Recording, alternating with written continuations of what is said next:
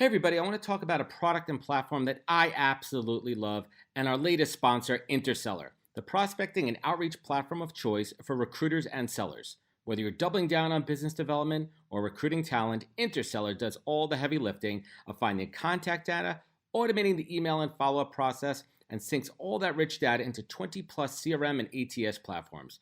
Reach out now and get going on a 2-week free trial and let them know you heard about it from Adam on the podcast today. Check out the link on the website. Appreciate it.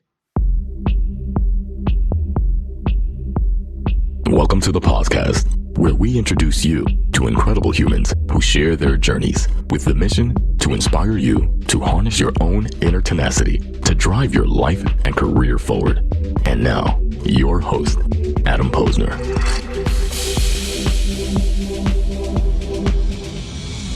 Hey everybody, welcome back to the podcast, where I bring you the best and the brightest from the world of business, marketing, and personal growth to help you harness your inner tenacity and drive your life and career forward.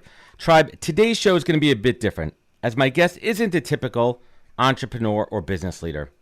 On April 10th, 2012, United States Army Staff Sergeant Travis Mills of the 82nd Airborne was critically injured on his third tour of duty in Afghanistan by an IED while on patrol, losing portions of both legs and arms. He is only one of 5 servicemen from the wars in Iraq and Afghanistan to ever survive quadruple amputee injuries. It's crazy shit, man.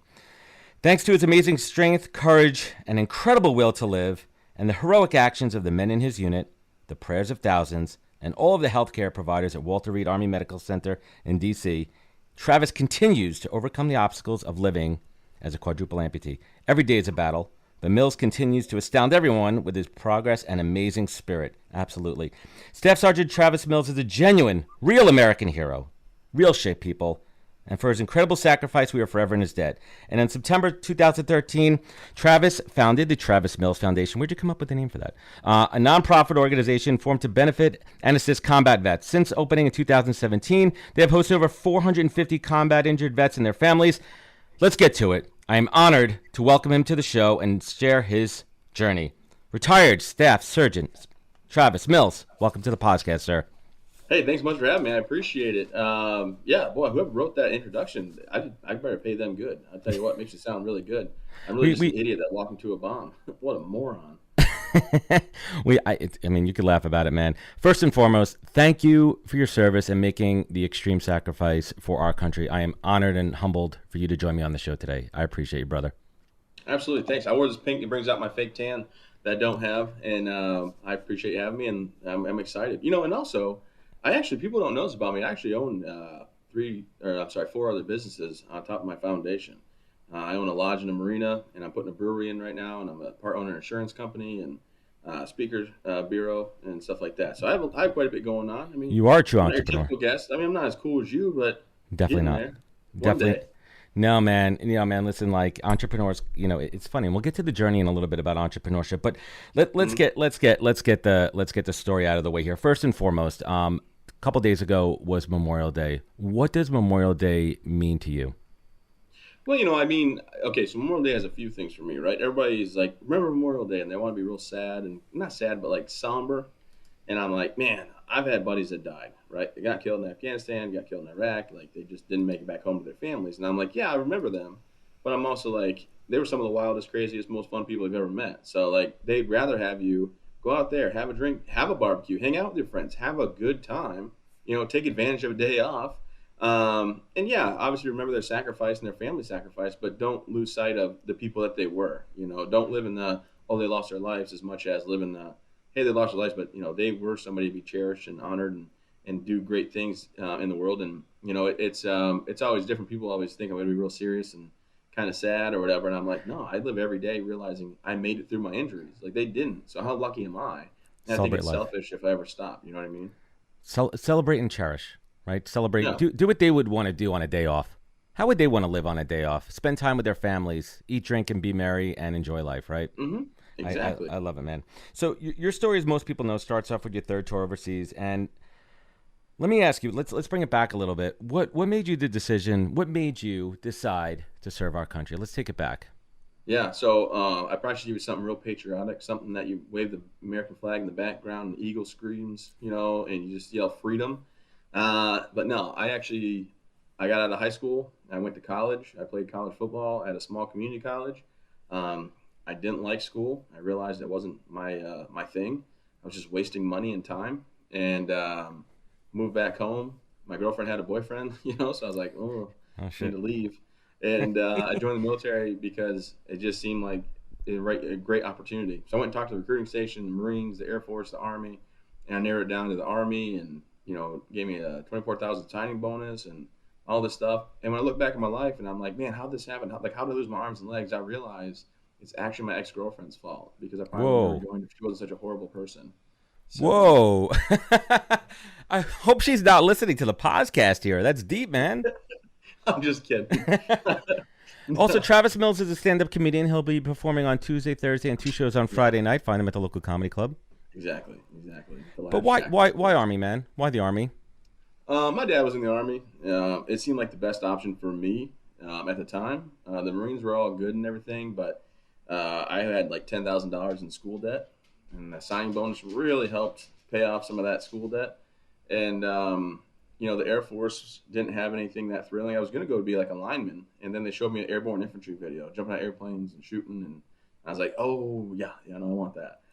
And, some people go to the infantry because they have to go there. It's the only job they qualify for. Like, I qualified for a lot of jobs, but I wanted the infantry. And, I had just one bad day at work, but I really enjoyed my time in the military. I would have been, it's hard. I know you're not supposed to say stuff because you don't know the future, but I probably would have been a 20-year career guy. And retired out at 38 years old. And, you enjoyed it. Been able to go to the house and become a high school teacher and a football coach like I always planned. What was it like before your accident? I want to talk a little bit about your time beforehand. What's something that people, who are not in the armed services, like a misconception. What's it like day in and day out? I mean, it was a good time. I found out that we would sit in the team room every day. When I was a private, we'd sit in the team room and do like training, and then we'd be sitting there waiting to get, to release for the day to go back to our rooms or whatever. Then I made more rank, and I'd sit in the team room as a specialist, and I got my E5 sergeant rank, and I would be upstairs in the offices. And then I got my E6 rank, and we always were asking, what the heck are we still doing here? Until I started going to the first sergeant's office to the meetings with, the guy in charge of our whole entire troop at the time. And he'd be looking out the window saying, when is the sergeant major going to let us go home? So I found out, like, it's always, someone else is making all the calls all the time. But no, I mean, the military was fun. You meet some of the best friends you'll ever have in your whole entire life. And you also meet people that you can't understand, how they're so dumb and, things like that. But you all come together and get along. And I don't know, like I always tell people if they want to join the military, I recommend that they just research and find out what job they want to do. There's over 260 jobs. And are there podcasters in the military? Like, is there a podcast? Would I still have to go through basic training to be a podcaster in the military? That's that's what would help me back. I don't know, but I tell you what, though, there is a Armed Forces network, so you can go in there and be like a broadcaster or a radio show host in the Army. Like, yeah, there probably is podcasts now. I'd imagine they're doing some. They've had a bunch of them. So let's quickly touch on the story here. So it was 4 days before you turned 25, and on that day, you weren't supposed to be even out that day, right? No. Shit. No, it was like a refit day, they call it. But we got a phone call from the village elder, so we told him to come out and help them out. Yeah, and you went out, and they missed the IED on the initial sweep, right? Would you mind sharing a little bit of that story? We always had a guy in the front with the minesweeper, and the minesweeper looks like a metal detector, and it has what they call GPR, ground penetrating radiation. So it's supposed to, check for any disturbances in the soil. And they swept not once but twice and didn't find anything. And I set my backpack down, 120-pound backpack, and it set off a bomb. My backpack hit the ground on top of the pressure plate IED. It took off my right arm, right leg automatically. Like this little guy right here was all that was left, and my right leg was disintegrated too. They never found those pieces. I got thrown on the left side of my face, and I rolled over my back, and I saw what happened. My left leg, if you can imagine your left ankle bone, it was actually touching my left thigh because it was snapped through the bone, but muscle and tendon and skin holding it. And then my left wrist was blown out real bad, but I still used my thumb, index, and middle finger. And as I was looking at everything, in my head, it just said, stay calm. I kept seeing the movie Saving Private Ryan. And it might sound silly, people, but in that movie, a medic gets shot in the stomach, and he realizes he's probably going to die. And he starts yelling out for his mom, and he begs not to die. And he ultimately does die in that scene. And I thought, my men will never see that out of me. That's just not the guy I am. and I always exuded confidence and led from the front, a little bit wild and crazy in a good way, I guess, for combat. And I just, never was gonna shy away from a fight. So I thought, no way would my last memory of myself or my guys be me yelling for my mom or me crying out and begging not to die. I thought whatever happens is gonna happen. And my medics came up, my one medic and my platoon sergeant put tourniquets on me. I even told them, hey, don't worry about it. You're not going to save me, because I saw guys, die for what I thought was a lot less injury. And I said, you're not going to save me. Just go save my guys. I had 2 guys yelling out for the medic that were hit by the bomb as well. And my medic and platoon sergeant ignored me. And they put tourniquets on me. And as they were working on me, my left wrist was blown out, like right where my right arm's touching. But like I still had to use my thumb and index and middle finger. So I actually reached up to my microphone on my chest, and I rated my lieutenant. I said, hey, 6, this is 4. I got guys injured. I need your medic with mine. And Dr. Voice ran over to work on the other 2 guys. And then he worked on me. Within 10 minutes, they had me in a helicopter. And the only thing I was telling the medics was, hey, guys, whatever happens is not your fault. Like, you tried your best. If I die, it isn't your fault. And I just wanted them to be reassured, like, it's okay. I mean, I can't even imagine a profession or a career where every day your life is on the line. I mean, you can't think about it. You see it around you all the time. Otherwise, you can't perform your job. And the fact that you cared... I'd never tell people this part of the story, but before we deployed, my captain was always telling us, it's not if, it's when, man. When it's when we get hit, how we react. And I'm like, you never say that. And that used to really, really irritate me. Like, I used to get real mad he would say that. And I'm like, what kind of moron says that? You're setting us up for failure. Yeah, and then when I, because you don't want people to think like, oh, I'm going to get hit or whatever. Like, you always think like, oh, it's a fluke, it won't happen again. That's how you justify it and you move on. So I was on the ground, I was laying there, and I was laughing a little bit. I said, it's not if, it's when. And I think I said, it's not if, it's, and I said the F word, and I said, F and when. Yeah. I said, I can't F and believe it's me. This is ridiculous. I mean, but you were in extreme shock, blood loss. How close to... I mean, you were close. I mean, how close to death were you? The blood loss must have been incredible. But none of your internal... I mean, you had a jacket on, you had body armor? Yep, just my arms and legs were hit. I had a golf ball size of shrapnel almost ripped through, but hit a plate in my side plate, and didn't go all the way through the plate, luckily. And they put the tourniquets on me so quick to clamp down the blood from losing from my body that I made it to the hospital. I was given 400 units of blood, and that was the most blood ever given by anybody. I got a picture of it, actually. Some nurses got a picture of it for me, like all the empty blood bags. That's not a record you want to have. But no, you survived. It's a record you want to have if you survived. Flip it another way. Now I want to make sure I maintain it, but for selfish reasons, of course. But they had to actually get people to rush to donate blood from their veins and give it to me, A positive and universal blood. And then I was so close that when you go overseas, we fill out paperwork called a blue book, and it's really morbid. You got to plan your funeral. I want to be buried here with these items in my casket, with this music playing. I want to have a civilian or military style funeral. And the last thing that you ask for is, they ask you, is who escorts your body back home? Well, my brother-in-law, my first deployment was my medic on my first 15-month deployment, and I met his little sister on that deployment, over MySpace.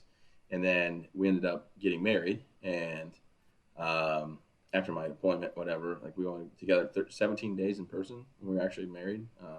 And we've been married 13 years now. But anyway, he was called in. He flew into Kandahar because he was in a different part of Afghanistan because they thought he was going to escort, my body back.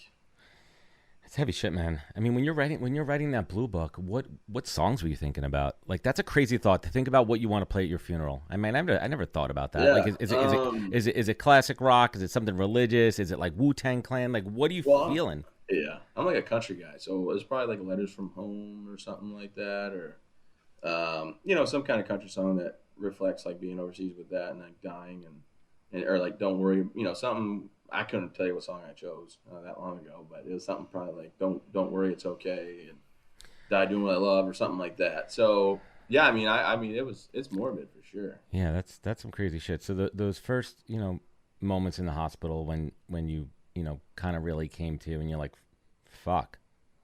They had to actually medically sedate me. I was trying to sit up, and the nurse was like, I don't know how you're still awake right now. You need to go to sleep. And I kept trying to sit up and saying, like, I got my feet back underneath me. My men need me. And then I was actually on the helicopter on the flight in. One of my guys was yelling out in a lot of pain, and I had like this goop in my eye, like protective goop they put in for the rotor wash from the helicopter. Yeah.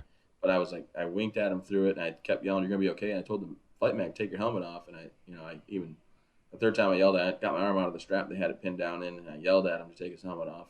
with some more choice words, and he did. And I said, "Give my guys water. Tell them they're gonna be okay." And then they actually wrote my wife a nice email, saying that in their years of service, they can't believe, how I responded and how I was acting, like take care of my men, not worrying about myself. And they wrote my wife. It was actually, it's a New York Times bestseller out, not to promote myself, but it's called Tough as They Come. And the letter that they sent me is actually in the book. They let us publish it, so it's pretty cool. I mean, did you even have a thought of what real brotherhood was before you joined the military? I mean, I was always on sports teams, so I had that camaraderie and that bond, but nothing as deep as like the military runs. And my first day in country, we got in a huge firefight, and this guy went down. He tore his ACL and MCL and meniscus or something. Yeah, we thought he got shot. Like we were getting hammered, and they were hammering the enemy. And I ran down and I picked him up. Like my first sergeant's like, "Third squad, go get him." And I was like, "No, you guys keep firing. I got it." I tossed my rifle to my first sergeant. I said, "Here, hold this, please." And I ran down into all the fire and everything like that, and I picked him up, and I ran him all the way out. Rounds and RPGs and stuff skipping by. But the funny part of that story is I couldn't stand that guy as a person. The brotherhood was still there, even though like later on that night we almost got in a fist fight. After you saved his life. Yeah, he said something, and I said something smart back to him. He said something else to me, and I said, "If you stand up, I'm going to break your face." And talk about gratitude. What a great way of showing gratitude, man! Right? Like that's some fun. But then I had to take him. He had to go to the bathroom, so I picked him up and carried him to the bathroom. So that's brotherhood. It's just like I said. He's not somebody I go out and get drinks with, but he's a guy that I respected as an American and as a soldier, and somebody that a brotherhood type. So that's incredible. It's kind of funny because my book, I don't make him out to be like we don't like each other, but in all reality, I didn't care for him as like to be my friend. So let's talk about the recovery. There had to be those dark times. I mean, you're joyful now, incredible sense of humor, but there had to be those moments when you had to be at your lowest. If you don't mind, tell us about those times and how'd you pull yourself up, man? Yeah, I mean, I had to sit there in a hospital bed and realize like I'll never be the same. I basically was a 25-year-old baby. Not like I was with the beard and stuff, but like, but no, like I had to get help using the bathroom. I couldn't wipe my own butt. I couldn't feed myself. So it was rough. And then I had to sit there and figure out like the mental aspect of it was the hardest part for me. I never talked mental health. I still haven't to this day. I offer it at my foundation, but internally I was going through a lot. Like, how can I be a husband? How can I be a father? How can I not be a burden on everybody? And like the biggest thing was like, why didn't I just die? Like a real Forrest Gump moment. Like it would have been more glorious and honorable probably if I would have died than to be a pain in everyone's side. And no one made me feel like I was. Just, as you're an independent person, you're like, oof, geez, like I don't want to live like this. But after so many, times of closing your eyes and hoping and wishing and praying you can change it, and open your eyes and figuring you can't, and they find out you can't go back in time for nothing. My daughter was 6 months old. She's a real unsung hero. My wife too, but my daughter was like my whole driving force of getting better. Like my daughter is 9 now. We learned how to walk together. She was learning how to walk as I was learning how to walk. I've never like yelled at my mom. I've actually never yelled at my wife. I don't think anger and like yelling solves anything when it comes to like my marriage, if you will, or my mom. I just never Good yell for you, at man. her. But my mom like came in where I woke up one day from a nap and I said, "Hey, when's Chloe getting here?" And she's like, "Well, they already came." And I said, "What are you talking about?" And she's like, "Yeah, Kelsey and Chloe came and you were sleeping, so we and Kelsey thought it's best to let you sleep." And I looked at my mom and said, "Don't ever let that happen again. She's the only reason it's worth getting better." And that's about as stern as I've ever been with my mom. But yeah, I mean, the unsung hero probably of it all is my daughter for my driving force. And at the end of the day, I was still going to be her father, and I was still going to have to, pick myself up because I had two choices in life. It was either get better or don't. And the don't part wasn't really an option for me. And, fast forward, I mean, now we have a 3-year-old little boy. His Awesome. name's Dax, so that tells everybody still got it, still works. And, There you go. We don't have to get to that line of questioning. Yeah, I'm just letting everybody know because people wonder. But no, I mean, I've actually been blessed and fortunate if you think about it. I mean, it was dark for just a little while, and then I became like the guy everybody went to at Walter Reed for inspiration and hope, and they wanted to work out with me, and they wanted me at the hospital to go visit people in their rooms, let them know like, hey, you're not a bad person. You did nothing wrong to deserve this. Like, you're gonna get better. It's crazy. I really found myself again at Walter Reed doing that. Isn't that crazy how life works? I mean, how you think you're on one path and you experience what many would describe as the worst possible thing that could happen aside from death, and you have this amazing outlook on what your life is now and all that you have to give back, and just kudos to you, man. I don't know if many people on earth could do that. Well, I mean, I appreciate it. I hope people don't have to make that decision if they have to or not, or if they could or couldn't type deal. You know, I didn't see it coming. I was thrust into this, and you're right. Sometimes that's like the biggest holdup. Like I tell people, it's not a rough day. It's not a rough week. It's very rarely a rough moment in time for me, like rough minute to two, where I'm like, man, why did this happen? Or how is this rest of my life? Or how is this my plan? Or how can I teach my kid how to play baseball, or my daughter to, you know, throw a softball or whatever? And I'm like, you know what? At the end of the day, you got to just recalibrate. That's why I tell everybody I'm a recalibrated warrior. It's because I got to tell myself, my friends are not here. My friends didn't make it back home to their 4-year-old daughter, Sophia, who's now, you know, going on 13 years old. They didn't have the ability to be with their wives like I'm with my wife and have the things that I have. So, look, we live in a nation that takes care of me. I got prosthetic legs. I got prosthetic hand. Like, that doesn't even hurt now. I got cool tricks. You know? You got party tricks now. Could you open a beer bottle with it? Yeah, I guess I can. I just drink right from the tap, so it's a lot easier. Just you know what? My party trick, and my wife hates this, is I could open beer bottles with my wedding ring. It's got a good grip on it right over here. And one of her friends, whose boyfriend's no longer with her, taught me this at our wedding. And that moment, I remember, I think it was the first time she yelled at me as her husband. I literally took the beer bottle and popped it over. She's like, "Yeah, I got to scratch the ring." And I don't have, 11 years later, I don't have one scratch on this, Travis. Right, yeah, you're good. See, I got I got blown up, and I wear my wedding ring around my neck now on a necklace. Not one scratch on it. Lived through a bomb. No. Dude, your spirit's amazing, man. I mean, it's contagious. Let's talk about the movie and the book. Who did you really want to play you in the movie? Well, it was a documentary, so I played myself. If someone could play you in the movie, who would you want it to be? Well, back when we were doing it, I was like, Channing Tatum's got to do it, you know. But now I'm thinking, like, boy, Zac Efron. If I could have had Zac Efron do it when he was a little bit younger, you know, portray. I think he's like one of the funniest guys in the world. I get High School Musical. He can dance and sing. I respect it. What's the grandpa one with De Niro? Dirty Grandpa, Bad Grandpa?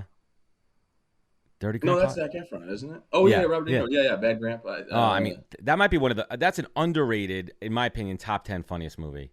Yeah, Mike and Dave Need a Wedding Date or something like that. With that guy, Adam, whatever. He's hilarious, too. So, we are digressing here, my friend. Let's talk about the book. Who is it for? Who should be reading this book? I mean, you know, for everybody, obviously. But look, I'm not trying to drive sales. I tell people they're going to find out a lot about my personal background history, about my highest points, my lowest points, about my ability to keep pushing forward and things like that and keep going. I'm writing a new book right now. So I do motivational speaking as my for-profit company, the Travis Mills Group LLC. And I travel non-COVID to 60 engagements, like 150 days out of the year. I'm on the road. Luckily, COVID's not as prevalent right now or whatever we want to say. My October, I have like maybe 7 days at home this October because I have like 10 engagements getting back throughout on the the nation. Yeah, so I'm writing a book on resiliency. Guess what everybody hires me for? They want to figure out what the secret sauce is. Yeah, if this guy could do it. Come on, no one should be bitching.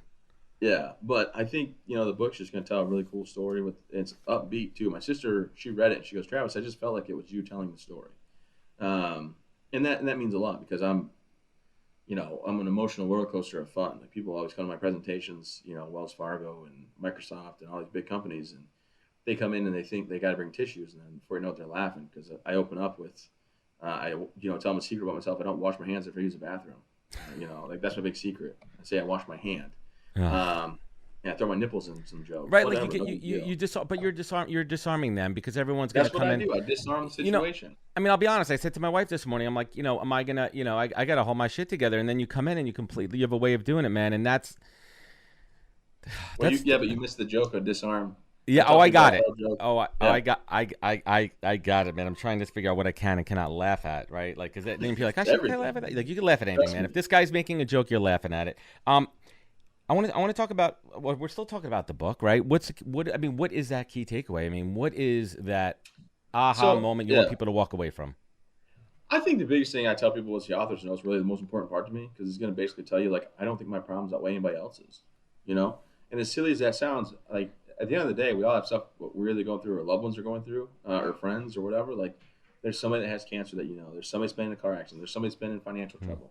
And if my story can help anybody like see the light or push forward in life through anything difficult, then that's what I'm going for. You know, and the next thing I tell people is I didn't serve anymore than anybody else. I make fun of Marines all the time. They don't really get my jokes. They're so dumb, so it doesn't really hurt their feelings. But, you know, I didn't do anything more heroic or brave. I just happened to step on a bomb with my backpack down in a bomb or whatever.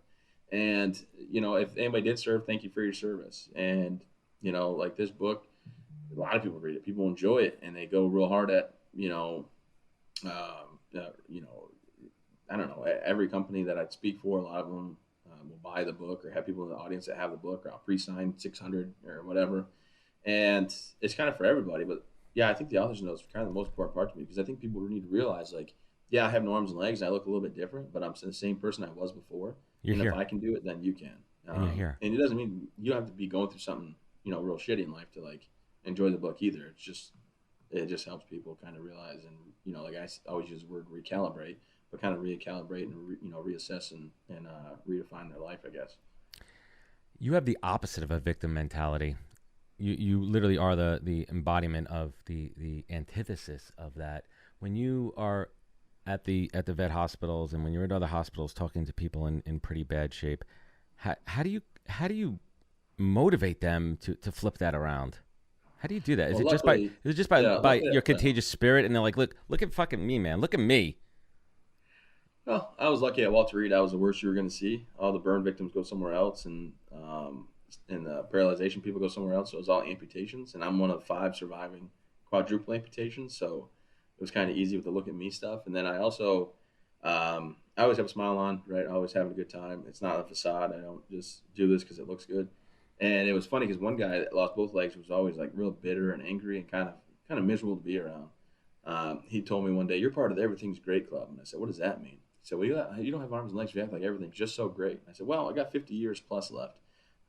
I would hope." And I said, "So I can either accept it and move on, or I can be bitter for another 50 plus years like you." I said, "So I'm choosing just live life, man." And it just like, I mean, I couldn't have punched him any harder in the face than those words hit him. You know what I mean? Like, oh, it was that aha moment. Like, you can't go back. I tell people 2 life lessons that I live by. Number 1, don't dwell on the past, just reminisce it. Because no matter how many times I closed my eyes and hoped I'd go back in time, I never did. And I just was like, you know what? Just reminisce the 25 years I had with arms and legs, and I've had 9 incredible years without. And then I always tell people that you can't control your situation, but you can always control your attitude. And every day I wake up, like, I don't have my arms and legs on. And I wake up, right? I'm sitting in my bed. I jump in my wheelchair. I get my arm, right? I get this thing off the charger. It charges like a cell phone. And I toss it on. Does it have Bluetooth? My legs are Bluetooth. Nice. But that's how I drive my truck. But I throw my arm on. I go, I have an elevator in my house. I go on the elevator, make my coffee. My wife's coffee set up. My kids come down. My wife. And we go about our day. You recalibrated. You recalibrated how you're gonna you just had to relearn. Well, I tell people, like, I don't see myself as any different because I just have a few extra steps, right? My legs go on, then my pants. My arm goes on, then my shirt, and I go out the door. Different process. After this, I actually I have a meeting about this brewery I'm putting in. Where's that going to be? Up here in Maine. It's called the White Duck Brew Pub. Pretty fired up about it. We might be coming up there at the end of the summer. If I do, I'll reach out to you. We'll definitely swing by. I know Maine's a big state, but I'll make that happen. What was the hardest part about the rehab learning to do again? What was the hardest part? It was all physical, so it wasn't that bad. It was like the time that my body had to heal. Like, I didn't want to wait for the time that it took. Like, you couldn't get your taller legs until 3 months had passed because your bone density had to be a certain. They do bone density scans and all this stuff. Yeah. And like, yeah, it's a tried and true proven method how they do it. But I was like ready to go, and mentally it was the worst. So those moments of why this happened. Why is this supposed to be the rest of my life? And is this really what my plan was? Like my fate. Those are ones that are hard to grapple with. And then I was, tell people it's also just as hard to think about when I'm 70. Will I be able to have prosthetic legs? Will I have my prosthetic arm work? How is it gonna? And then I realized, like, I gotta live in the now. Plan for the future, but I gotta live in the now because I don't know what it's gonna be like when I'm 70. But I'm only 34 years old, so I'm not really that worried about it. I mean, they could have some pretty cool tech. I mean, think how fast technology's moving. Oh yeah, like, you'll be fine. Yeah, well they have some pretty cool stuff out there. Like right now they have osteointegration. Sorry, I said grotion.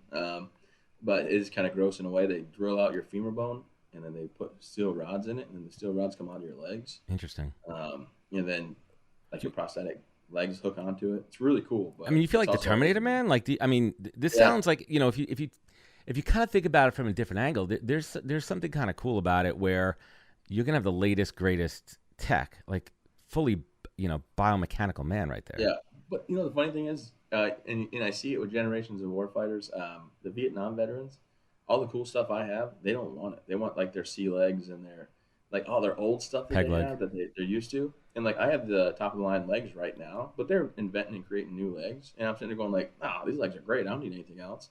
And this hand's the most basic hand you can actually get. They have way more advanced ones, but I got to push myself up, and when I push down the knuckles on the other hands, they break. And the funniest thing is like I'm like, no, this hand works great. I'll keep this one. And like there's so much other cool shit out there. So I really need to open my mind and expand my horizons. But that's also part of like slowing down, which I'm not good at. Like I'm always on the move, always doing something. That's good. That's good stuff, man. And talking about mental health for a little bit. I mean, it's in the news a lot with veterans, and we hear terrible stories every day. What helps? How are you helping other vets mentally and trying to really reduce suicide, and it's tough. I mean, you hear the numbers every single day, and you're like, why is this not at the forefront? Why aren't we doing more to help the people that put their lives on the line for this country? Well, I mean, they are doing a lot. It's about accepting that help too. For me, like I tell people point blank, like mental health came to my room, and my wife said, "Hey, mental health came," and I was sleeping, and I said, "Well, call them and tell them I don't want to talk to them. I got to come back." And they came to the hospital room the next day, and I was awake, and she's like, "Hey, mental health's here," so I like pretend like I was sleeping. And the next time they came in, I was eating a bowl of cereal, sitting right up, eating a bowl of cereal with a makeshift arm, like duct tape and splint material, and I was feeding myself with this, spoon duct taped on. And they walked in, and I looked over. I knew who they were. I'm like, oh, shit. And I fell back in my bed. And I shut my eyes like I was sleeping. I mean, I went from full sit-up to like... And she comes over. She goes, what are you doing? And I gave her my name, rank, and my social security number. And she goes, what? And I gave it to her again. She goes, I don't understand what you're doing. So that's all you tell the enemy when you get captured. So take it and leave or leave. I don't care, but your option. And my wife's like, stop. You're going to make her cry. And I'm like, I told you to tell him I'm not talking to him. And I never did. And luckily, I had a community support of different amputees and their families that we hung out with, so I never went to mental health. And I had a lady that was a social worker assigned to me that was supposed to, like, crack me down or whatever, like you see in the movies. And I went there the first time, and I got talking about football with her. She asked me a personal question that I was like, we're not doing this. And then we got talking again. She did it again. I said, look, this isn't the movies. You ain't going to win. So let's just call it and stop wasting your time. Second week, I had to go back for an hour. She's like, yeah, this isn't going to happen, is it? I said, no, it's definitely not, so we're done here. So I was done. But that's the wrong way to probably do it. That's just how I did it. But how am I helping? Now, I started the Travis Mills Foundation. Yeah, let's talk about it. Yeah, to bring out combat injured veterans and service-connected injured veterans with physical injuries, paralyzation, amputations, spinal cord injuries. Bring them out to a retreat that we built in Maine to show them that they can do things adaptively, right? Downhill mountain bike, snowboard, horseback riding, canoeing, kayaking, bike riding, whatever. Show them, hey, don't be on the sidelines. Like, be active with your family, be active in your community, understand you can still do this. And it's all like the big family thing. My wife was a big factor of why I'm doing so well. My daughter and now my son, big factors of why I'm doing so well. And let's bring the whole family out. Well, it's went very well. I need to update online that you read. We've helped over 555 families now, and we're just getting ready to kick off June 27th again. I mean, we're a multi-million-dollar foundation. Awesome. I don't take a dime, and we're doing well. But when I'm on the road and I'm speaking, and people come up and they tell us, like, hey, I have this person or this loved one that has post-traumatic stress. And I was saying, hey, go to this place or check this website out. And I realized I was just giving them the runaround, not meaning to. I did my research, found the best programs out there, and I said, hey, try these guys. Try this. Well, we opened up the Warrior Path program, which is on Boulder Crest Foundation, or Boulder Crest Retreat, and it's Boulder Crest Foundation. Either way, out We're going to link Virginia, it all up. they got a big grant to open up 10 more facilities. Awesome. And we became one of the facilities. So now we actually have a post-traumatic stress program. But here's the kicker. It's an 18-month course. The first week of it is at a retreat setting. We bring in 8 people for that. And you have to be the veteran that signs up. And you have to want to get better. It's a lot of online, focus groups, online meetings, different workbooks. And it's like an 18-month course, and they call it post-traumatic growth. But you can't, like, if say you're a mom and your son's got post-traumatic stress, Your mom can't sign you up. You have to do it yourself. You have to want You to got to do be it. dedicated. Yeah. And this is one of the best ones out there. You know, it's not like this 1 week or 2 week hitter. It's like, no, we're going to be with you for 18 months to get you through the full program. And that's why I believe so much in it. So we became a chapter of Warrior Path, and everything's available at travismillsfoundation.org to find out more about what we do. But yeah, so I help both the families and the physical injuries, and now we are hopeful. Now we are Tremendous. Thankful to help the post-traumatic stress going on as well. But we call it post-traumatic growth. Making a real difference, man. And that's recalibration. And I love it. So let's bring it home here. Travis, when I say the word authentic, what does that mean to you? When I say authentic? I don't know. Like, I'm authentic, I guess. Genuine. I don't know. They're going to say what word best describes me. That's why I get asked all the time. And I'm like, stubborn. Because authentically, I am stubborn. This is you, man. I think you've been. I mean, you are. I mean, it comes through. I mean, on camera here, I can only imagine in real life. I mean, you exude authenticity, and it's who you are, man. You kind of alluded to this earlier, but you know, what is that single greatest piece of advice that you've ever received that you take action on every single day of your life? Well, I mean, I feel like, for me, it was internally like realizing no matter what I do in this hospital bed, it's not going to change the outcome of what happened. No matter how many times I wish and hope and think and pray that this never happened. And I think it's all about how I see myself. And I met some really strong people that came to my bedside, and either they were congenitally born with no arms, no legs, or they had been injured this way or that way, and they're making a difference in the world. And I thought, well, geez, I can do that.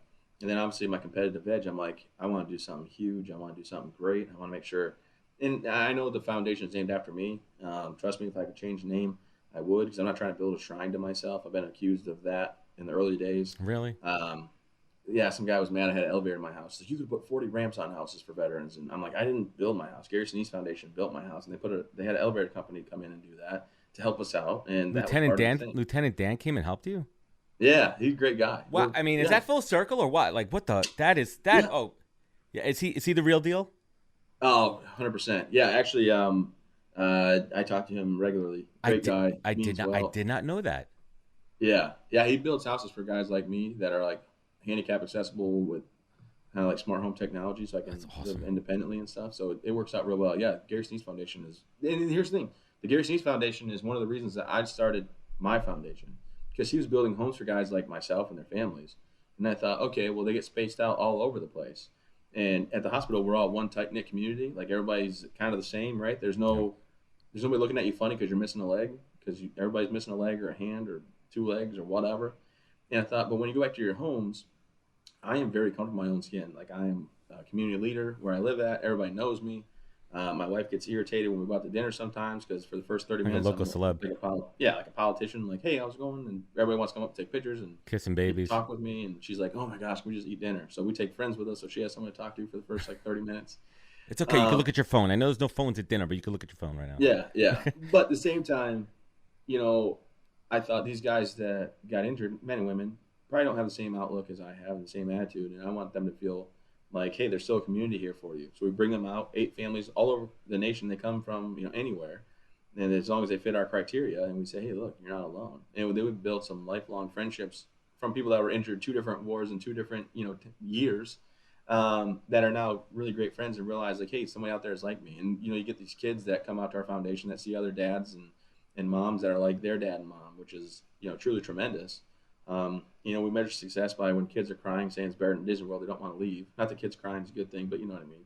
And then I had this one spouse of a soldier who was talking to another spouse, just random conversation, not forced, not pulled out from anybody. My program director was sitting behind them doing some work on her computer, and the one lady said, you know what, this is the first time that I've actually seen the man I married since before, the guy that before he deployed, like the guy that he was before he went overseas. And you think, wow, that's awesome. Like, this guy came out of a shell, and he's like back to who he used to be, and the man that she fell in love with.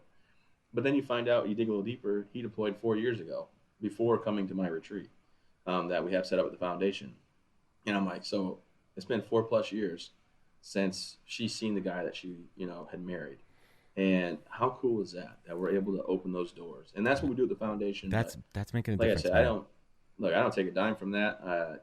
I'm fortunate to have other options and avenues, and I just want everybody to know, like, we do everything we can to maximize every dollar because we believe so wholeheartedly in the mission of what we're doing. That's amazing, man. So let's bring it home here. I ask this question at the end of every show, and you've alluded to a lot of it. But when you look back when you were laying there, shit, arms blown, legs blown, you're like, fuck, I may not live to see another day. And you had to dig down deep, Travis. You had to dig down deep more than any human being on this planet and find and harness that inner tenacity to pull yourself up and forward and through the rehab and take you to this place you are now, where from the outside looking at you, man, you're recalibrated human and giving so much back and being an inspiration to everybody. But when you need to focus, when you get lost and you need to take that compass and map and find your North Star, Travis Mills, what is your North Star? What is your compass in life? Oh, it's my kids, my wife and kids. I have the ability to still be here with them.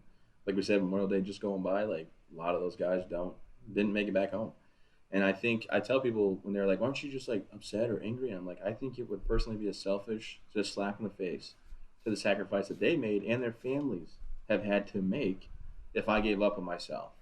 So, every day I live for my kids and my family and my wife, but I also live for them. And, I guess the biggest thing I can tell you right now is I ain't no bitch. You know what I'm saying? I'm just going to roll with the punches. But I have a good time. It is what it is. And since I can't change it, I'm just going to keep going forward. Travis Mills, thank you so much for joining us today. I appreciate you. Thank you for your service, and thank you so much for what you're doing now. Hang with me for one moment. I urge everyone to check out travismills.org for more information, and donations are greatly appreciated. What else could people do to help? What else could the average American Joe and Jane do to help out? I mean, obviously, root for the Bruins, and then you can also go with the... I'm just kidding. We're Islanders country here. I know. That's why I said it. I like to antagonize. No, I mean, look, just being able to tell people like who I am and what we do. Be my town crier, my ambassador. That's great for the Travis Mills Foundation or Travis Mills just in general. Check me out on social media, Instagram and Facebook. That always helps. So it's at SSG Travis Mills. And I hope everybody had a good time listening to this. Obviously, you're a champion, and I appreciate you having me on. Awesome. Travis, hang with me for one moment as I sign off. And to everyone listening, I really hope that this episode resonates. This is what it's all about. I, as a host, my job is to showcase others and their stories and help others. And I want to thank everybody for joining us today on the podcast. You know where to find us at thepodcast.com. If you like this episode, leave a rating review. It goes a long way. Follow us on all social media channels. Remember, take care of each other. Look out for other people. It's not always about you. Right? I mean, that's a big lesson from the pandemic. It's not just about you, but look out for each other. Take care, and catch us next week for another great episode of the podcast. Wisdom is forever, but for us, it's time to go. Thank you for joining us. Luckily, we'll be back with our next episode soon, jam-packed with more incredible humans. Thank you for listening, subscribing, and sharing. To join the conversation, search the podcast on LinkedIn. And to catch up on past episodes and more info, please visit www.thepodcast.com.